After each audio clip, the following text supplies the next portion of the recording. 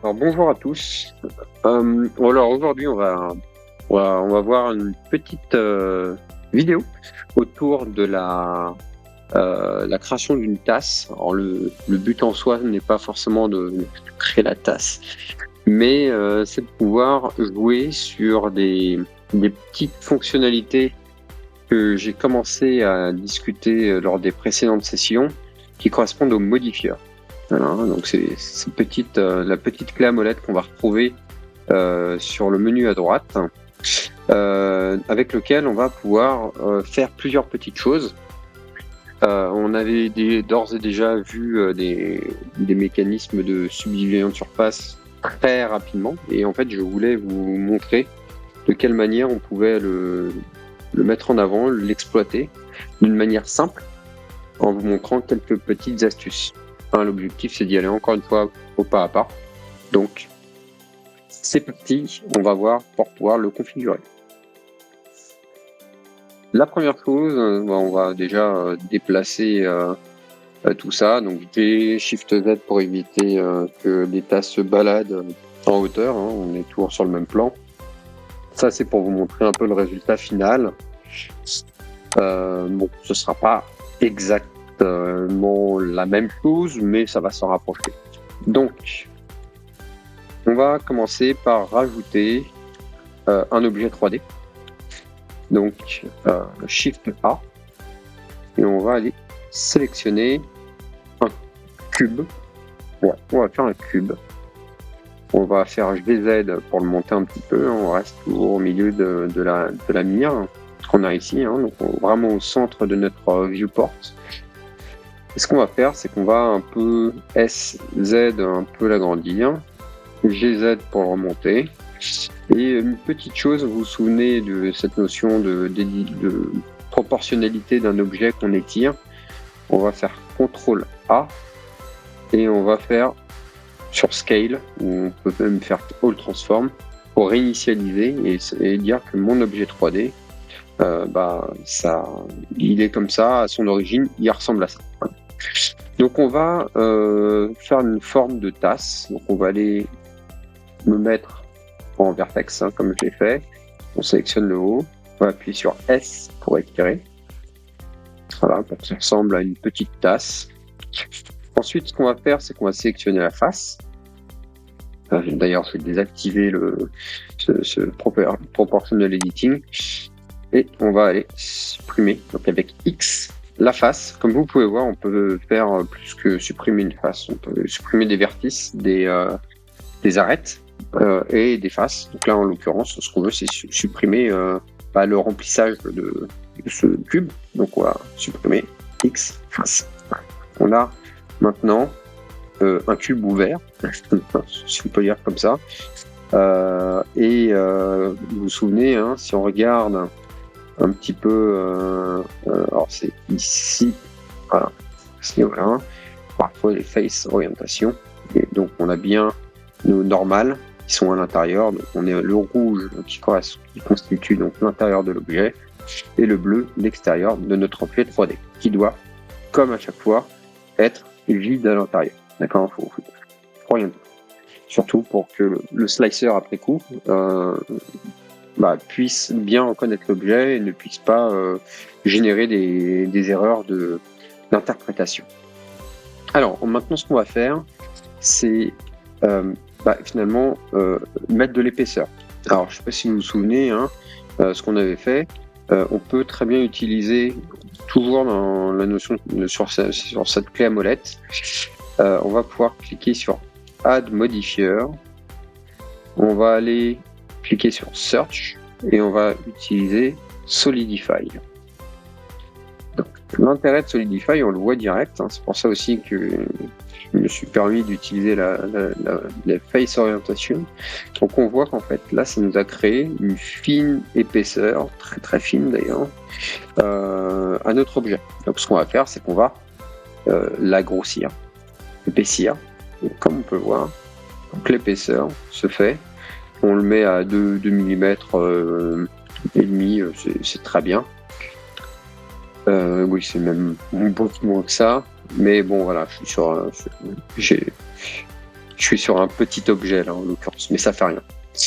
Donc, ce qui est intéressant, c'est que là, l'objet, hein, comme à chaque fois, si je vais sur la partie vertex, d'accord, j'ouvre la partie vertex, j'utilise ma vue aussi qu'on appelle X-ray pour pouvoir voir au travers. On voit qu'en fait l'épaisseur est là, mais la topologie n'a pas changé. C'est toujours l'intérêt des modifieurs, c'est qu'on ne modifie pas l'objet de manière définitive. Et pour ce faire, et c'est ce qu'on va faire là, on va se remettre en mode objet, d'accord? Et on va aller cliquer sur cette petite flèche et cliquer sur Apply. Et la grosse différence, c'est que si je retourne maintenant sur mon objet, on voit que la topologie est maintenant appliquée sur l'objet. Donc c'est-à-dire que si j'utilise aussi ma vue avec la vue X-ray, on voit bien l'épaisseur et l'intérieur de la tasse. D'accord, si je le monte un petit peu involontairement, on va retrouver que oui, effectivement, la tasse, l'intérieur de la tasse est en train de bouger. D'accord.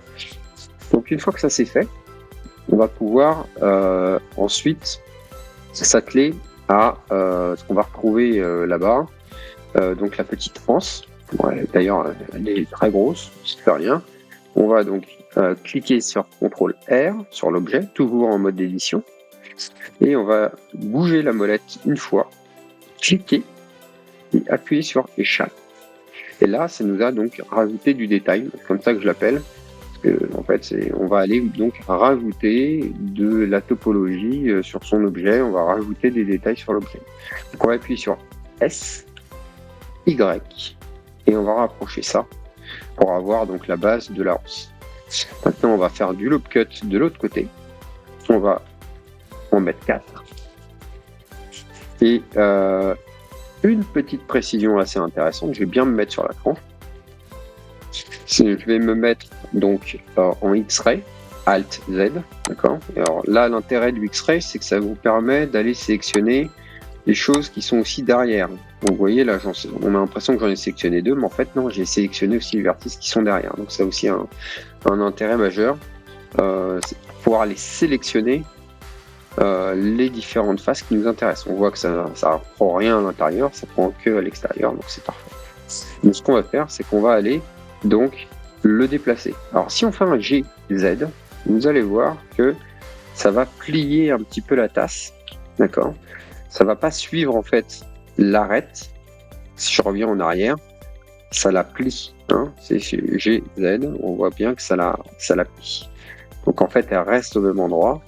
Elle reste en fait sur la même position de X, et on a bien juste le Z qui est pris en compte. Donc effectivement, ça nous donne un effet qu'on peut d'ailleurs aimer et qu'on pourrait garder.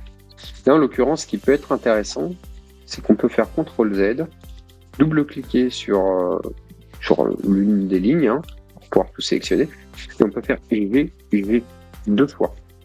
Quand on va monter, vous voyez, on va agir et on va suivre en fait le vertice. La vertice va suivre, et les vertices là en l'occurrence vont aller suivre les arêtes. Donc ça ne modifie pas l'apparence de l'objet, ça va juste déplacer le vertice dans l'axe désiré.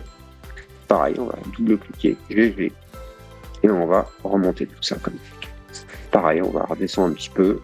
Voilà. Bon, on peut le faire approximativement, mais peu importe. Et une fois que ça c'est fait, on va aller se mettre en mode face, sélectionner les faces. Vous voyez, c'est plus simple. On prend juste deux éléments. On va faire de l'extrusion. Alors vous voyez, on suit une extrusion sur une courbe qui est un peu descendante. Ça, c'est à vous de voir ce que vous voulez faire. Pour revenir en arrière, CTRL Z, je peux faire aussi une extrusion, mais sur l'axe X pour avoir quelque chose de plus, droit. Et là j'ai validé la position. Je vais pouvoir appuyer sur E. Toujours pareil, on va cliquer sur X et ça nous refait une extrusion. Et l'intérêt de l'extrusion, vous voyez, c'est que ça nous a rajouté du détail. Ça nous a dupliqué ce qu'on avait ici et ça nous rajoute donc du détail. Donc là, ce qu'on va pouvoir faire, c'est qu'on va pouvoir sélectionner Maintenant, les deux faces, pour rappel, je prends les faces, tab, face, je sélectionne les deux faces et je vais appuyer sur espace parce qu'on l'a configuré comme ça sur nos environnements et on va cliquer sur Bridge Edge et là ça nous fait le boulot. Alors quand je dis que ça nous fait le boulot, c'est que ça a aussi supprimé les faces à l'intérieur. Si je sélectionne cette face et j'appuie sur H comme hide pour cacher, on voit qu'en fait ici il n'y a pas de face, ça a bien supprimé la face ici et ça nous a bien créé toutes les faces qui étaient manquantes. Donc je fais Alt H pour décacher, d'accord ? Donc une fois que la tasse est faite, vous voyez c'est assez rapide, on pourrait dire voilà c'est terminé. Et nous ce qu'on veut c'est avoir quelque chose de plus organique, plus smooth, adouci on va dire. Et c'est là où justement la topologie est très intéressante, c'est que en fonction de la façon dont votre topologie est faite, on va avoir un premier rendu. Vous allez vous dire ouais mais c'est pas forcément exactement ce que je veux. On va sur subdivision de surface, on va augmenter le niveau de détail au niveau du viewport, mais disons 3, pas plus. Et là on va commencer à avoir un premier. Bon là en l'occurrence sur ma machine c'est plus efficace. Alors, je vais retirer aussi face orientation. Voilà. Donc là, on a la tasse qui est beaucoup plus smooth, comme on peut le voir. Mais alors, il y a déjà une première chose, moi, qui va m'embêter si je fais mon impression avec cette tasse. D'ailleurs, je vais vous la dupliquer. Donc, Shift D sur l'axe X pour voir un peu l'avant-après. D'ailleurs, ça, c'est celle de là derrière, je l'ai caché. Ouais. Ça va vous montrer un peu de quelle manière on a les choses avant-après. Donc là, en fait, première chose qui me dérange, c'est qu'à l'impression, si je le pose sur le bed et je lance et je fais le slicing, je vais avoir les premières couches qui vont s'opérer ici. Et ce qui veut dire qu'en fait, on va avoir, et vous voyez, vous avez un angle qui est quand même très large. Ce qui veut dire que pour l'imprimante, ça va poser problème sur la qualité d'impression. Donc ce qu'il faut, c'est avoir une base la plus collée au bed. Donc c'est ce qu'on va faire. On sélectionne. Alors tab, vertex. Je sélectionne les différents points. Et on a donc deux méthodes pour pouvoir finalement essayer de donner cet aspect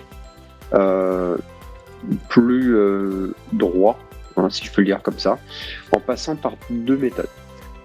La première, vous la connaissez, c'est CTRL B, le bevel. Et si vous regardez, donc j'appuie sur Shift pour être un peu plus précis sur ma section, voilà. Et regardez ce qui se passe. On va avoir quelque chose de plus, vous voyez, plus tranché. Voilà, si je peux dire comme ça.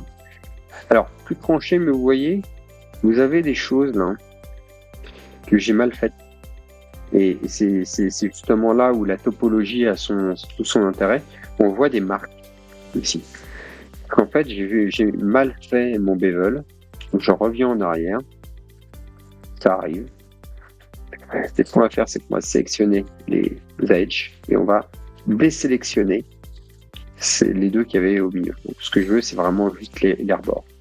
Et donc là, si je fais un bevel, voilà, et je me remets en mode objet, vous allez voir qu'on a quelque chose de très propre. Et là, pour le poser sur le bed, ça va être parfait.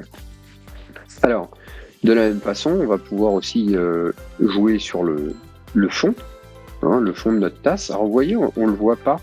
C'est ça aussi la difficulté à certains moments, c'est qu'on ne voit pas le fond parce qu'il est caché par cette peau. On peut la considérer comme une sorte de peau. Si je sélectionne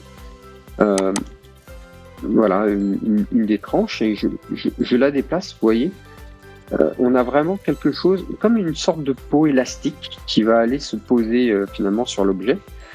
Et c'est là où la topologie va être importante. Ça va vous permettre de marquer certains endroits et faire des plis. C'est comme ça qu'on les appelle, pour pouvoir marquer certains angles et avoir des choses assez correctes. Donc là, en fait, on voit vraiment cette peau qui finalement est un peu distendue parce qu'on n'a pas beaucoup de topologie sur l'objet. Si je désactive à droite temporairement le modifieur de subdivision de surface, on va retrouver, ça sera plus simple d'ailleurs à gérer, on va retrouver donc notre fond. On va faire la même chose, on va juste sélectionner, donc je vais prendre les edges, tac, on va prendre les bords, voilà, comme ça, et je me réactive le modifieur. Si je fais CTRL B comme on a pu le voir, vous allez voir que oui, on a la possibilité déjà de régler une partie du problème. C'est plus, on voit le fond et le fond est quand même mieux. Hein. Bon, là c'est un double fond quand même assez fermé. Et donc on peut faire du CTRL B, mais ce qui est aussi très intéressant, c'est qu'on va pouvoir, je suis toujours sélectionné sur mes arêtes, on vient là. On a aussi une fonction, je vais appuyer sur N, vous vous souvenez, là où on retrouve pas mal de choses à ce niveau-là.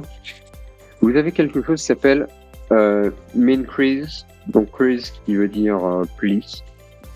Et les plis sont beaucoup utilisés et surtout bien interprétés quand on exporte l'objet 3D, donc c'est très utile pour nous.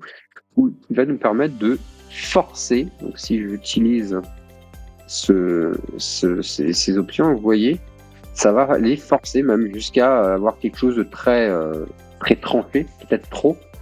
C'est toujours bien de diminuer un petit peu la valeur pour avoir quelque chose un peu comme ça.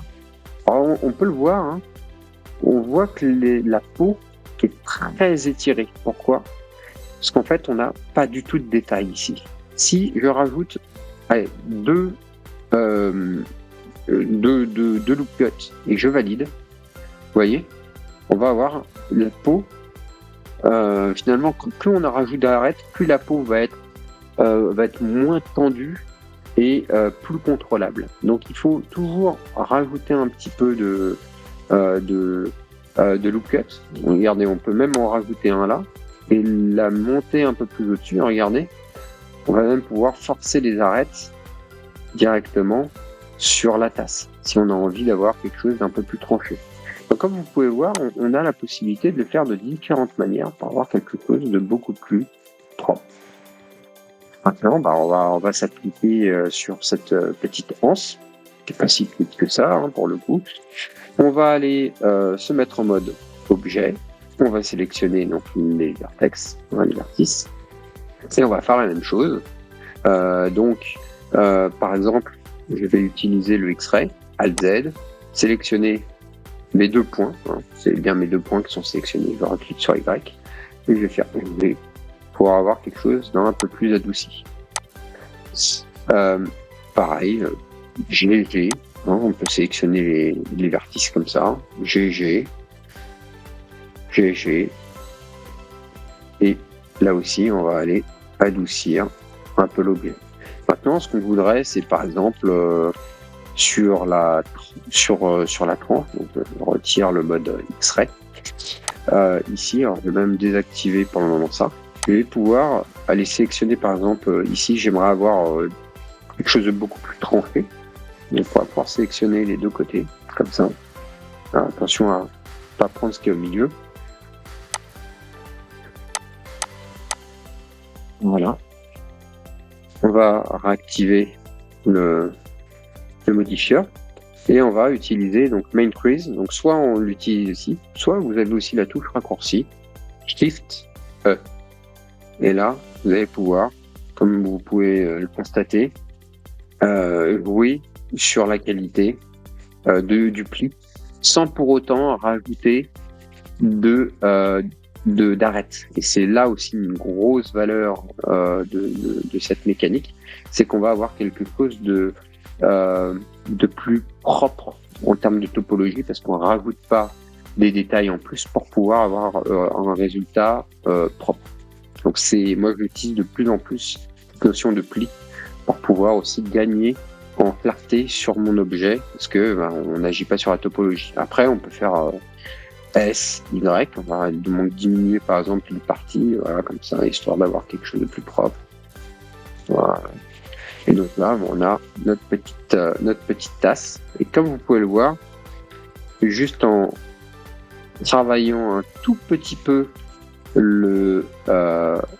les détails finalement et la topologie de l'objet. Il n'est pas fait énormément de choses. Si je sélectionne les deux et je fais vertex, on va le voir. Il n'a pas fait énormément de choses, mais juste en appliquant du bevel ou du quiz, on a quelque chose avec un rendu qui est beaucoup plus propre et même très réaliste. Et ça, on va pouvoir l'imprimer sans aucun problème.